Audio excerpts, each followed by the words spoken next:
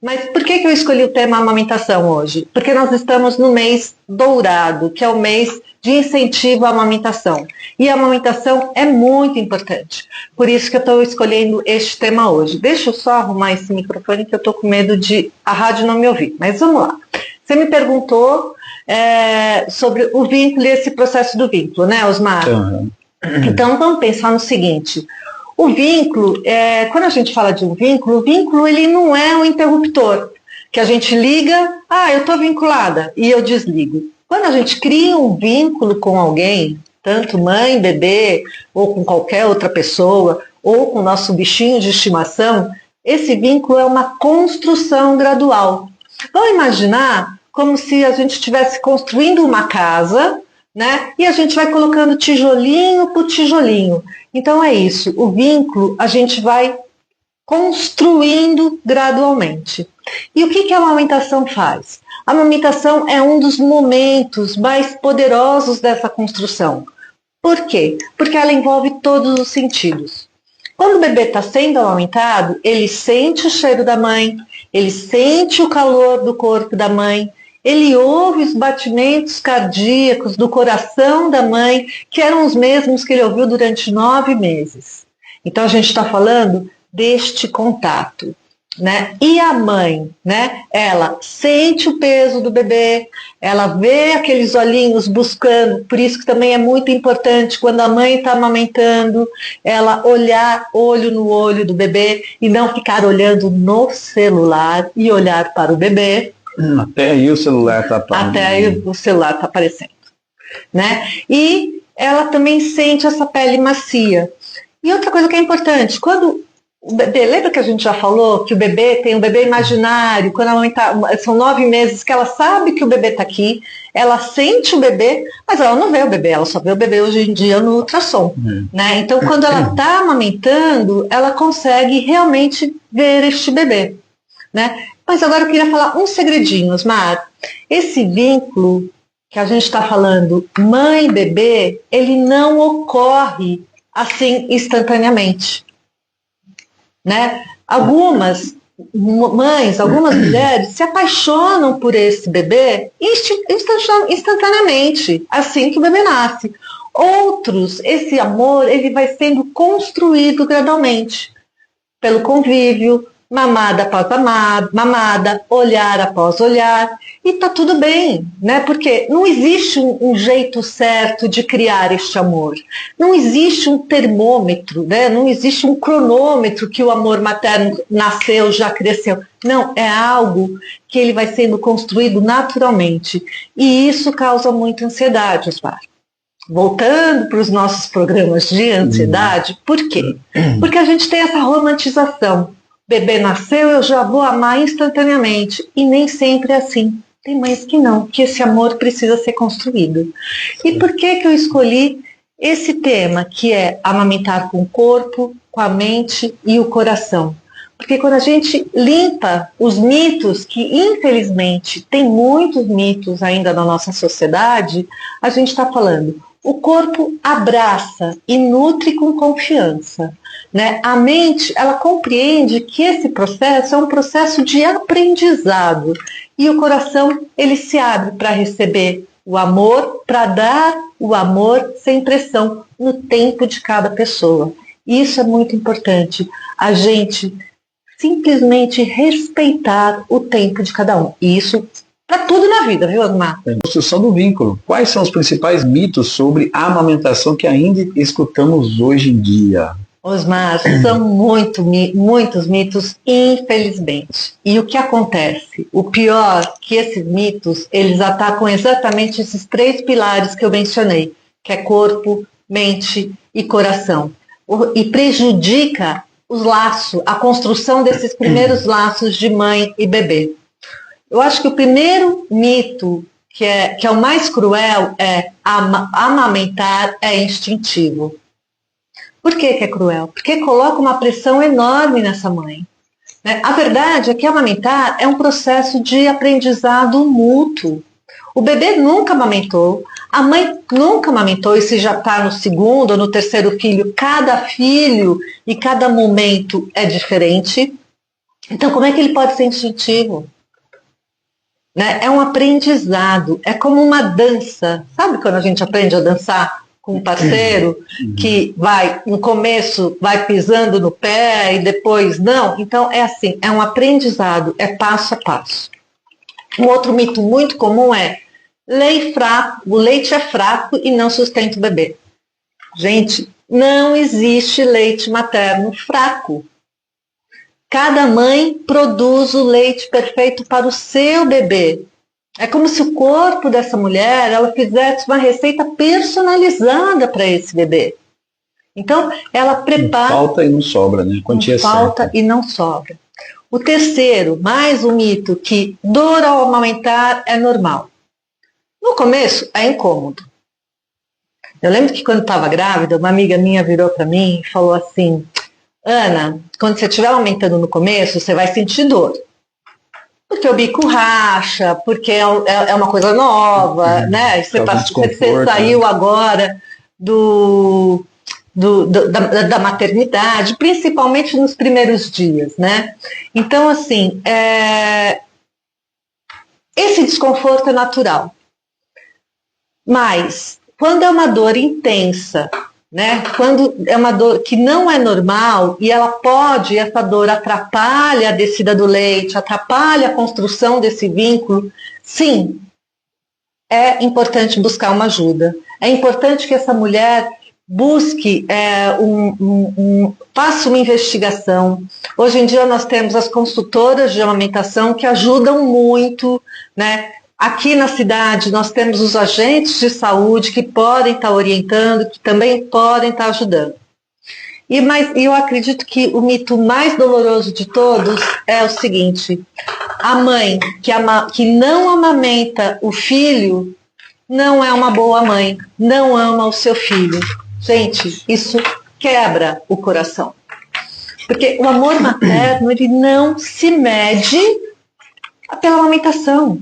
Existem 1000 maneiras que a gente tem de construir esse laço afetivo, de construir esse vínculo, de construir esse amor. E cada mãe vai encontrar a sua maneira de estar encontrando esse vínculo, né? Então a gente tem muitos mitos na nossa sociedade que acabam criando ruídos na comunicação entre a mãe e o bebê.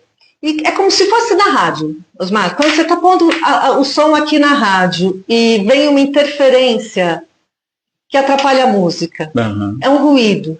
Né? Então, esses mitos são ruídos que atrapalham a construção desse vínculo.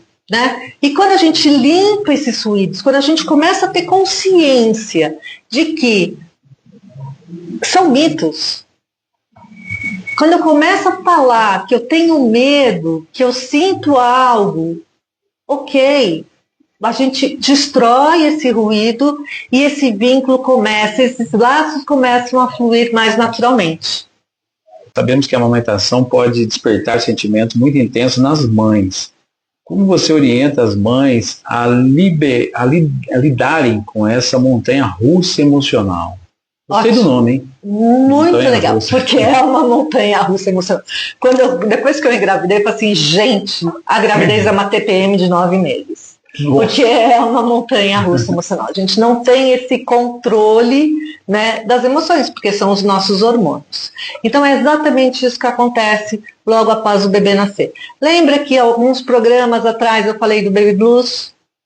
Que logo depois, quando o bebê nasce, ocorre o parto, existe umas altas, os hormônios sobem e logo após o parto existe uma queda brutal desses hormônios. Por isso que é uma montanha-russa emocional, porque o corpo está se adaptando a essa nova realidade, né? E é exatamente isso que acontece. Então, essa mulher, ela passa por essa revolução hormonal, né? Então, ela vai ter momentos que ela está super eufórica, momentos que ela está super eufórica, e no outro, ela está chorando sem saber o porquê. Né? E isso é uma coisa que acontece. 80% das mulheres passam por isso e é normal. né? E a amamentação, o que que ela faz? Ela intensifica as emoções, porque ela mexe nesses hormônios, né? Então eu gosto muito de orientar as mães no seguinte: mães, validem os seus sentimentos, que é o que a gente tem falado muito aqui. É normal sentir amor em um momento, e em um outro momento está se sentindo cansada, desanimada, triste. É normal querer amamentar num momento e num outro momento simplesmente desejar que alguém podia amamentar por mim, né? Eu gostaria que alguém fizesse isso. Então, esse sentimento e ter contato com esses sentimentos e ter esses sentimentos não significa que essa mulher, que essa mãe seja uma mãe ruim. Ela é apenas uma mulher humana que tem sentimentos, que esse corpo ele passa por essa instabilidade.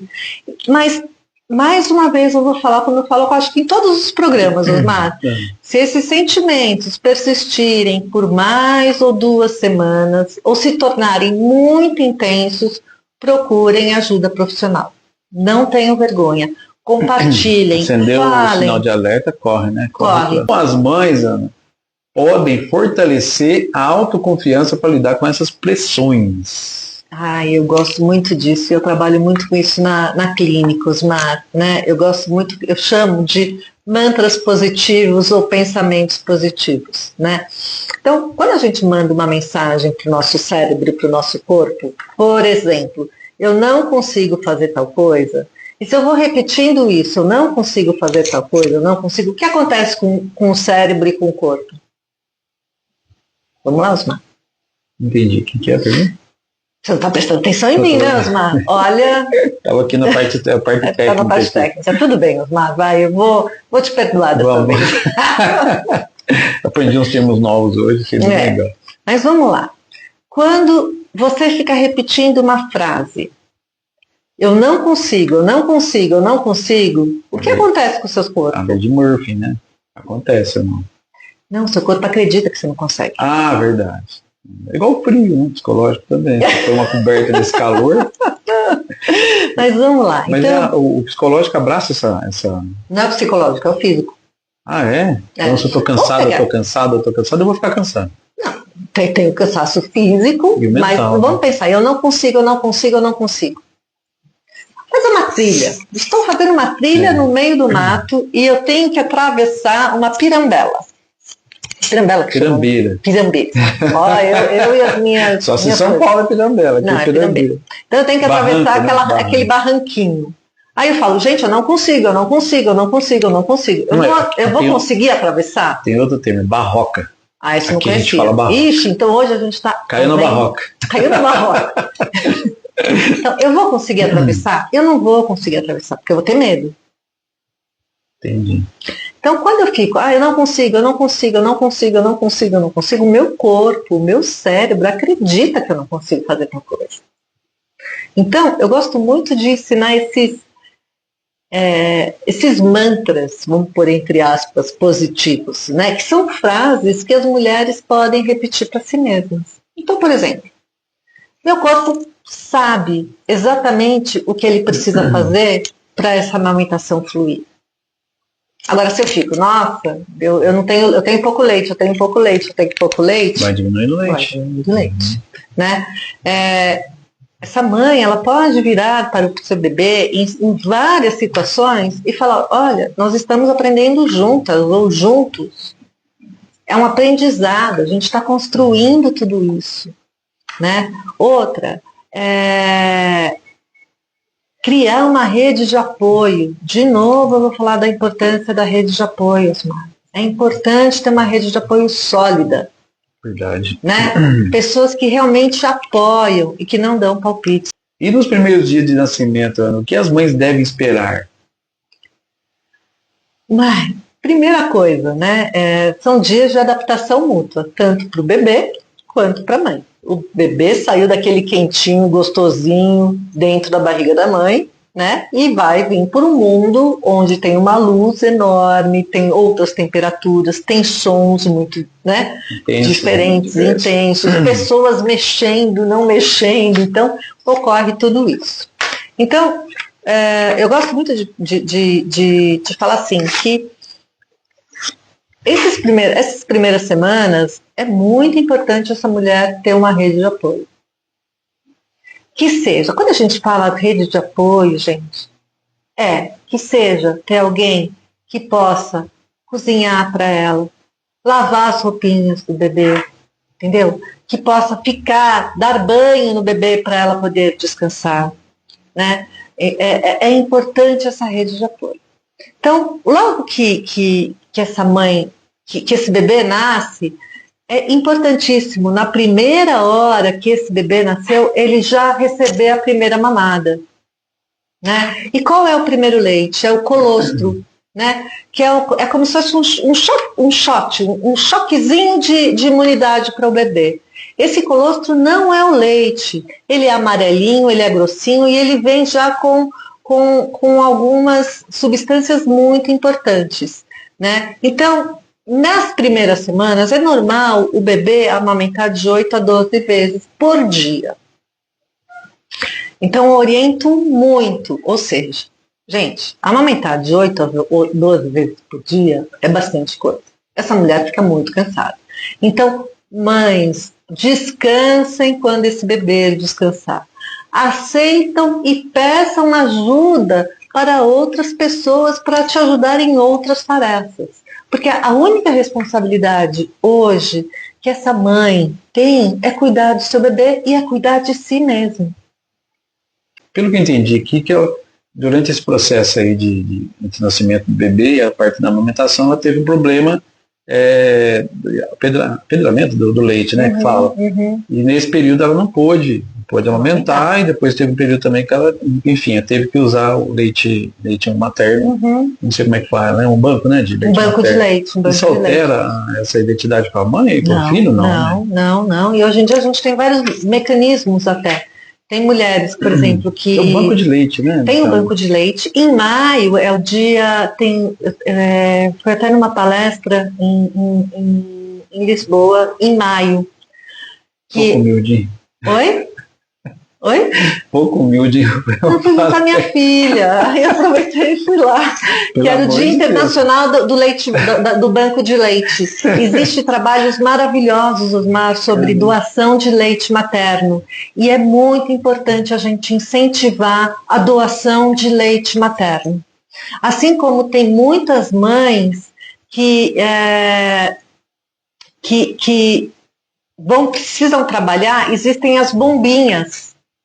Que podem fazer que tiram o leite, né? E a mulher congela o leite materno. Lógico que tem com uma orientação, tem uma higienização. Pode fazer a coleta até em casa, né? Eles fazem em casa e... Fazem em casa. E tem um trabalho muito bacana de mães enlutadas. Mães que perderam o bebê, né? E tem todo esse trabalho de conscientização para essa mãe doar o seu leite para um banco de leite. Entendi. Então, gente, né? É muito importante, assim, eu tô com muito leite. Se você puder, se você tiver disponibilidade, faz a doação do seu leite. Ajuda muito. Entendi. Tá? Legal. E tem uma pergunta que veio aqui agora para mim, que é assim, eu tomo medicação. Eu tomo medicação para depressão. Eu tenho que parar de amamentar? Eu tomo Primeira coisa, você tem que conversar com seu médico, né? E outra coisa, a gente tem que ver qual é o grau do risco, tá? Porque se uma mulher, ela tem uma depressão muito forte, ela tem um transtorno que precisa de uma medicação, de alguma coisa, o que vai ser um risco maior? Ela ficar deprimida, que não vai criar esse vínculo com o bebê, porque a depressão e a ansiedade é um fator que dificulta a criação desse vínculo, né? Então, assim, pergunte para o seu médico, porque hoje em dia a gente sabe que tem muitos medicamentos, graças à indústria farmacêutica, pesquisou e viu tudo. Então, assim, tem medicamentos que sim, a mulher pode estar tomando mesmo amamentando e mesmo na gestação. Legal.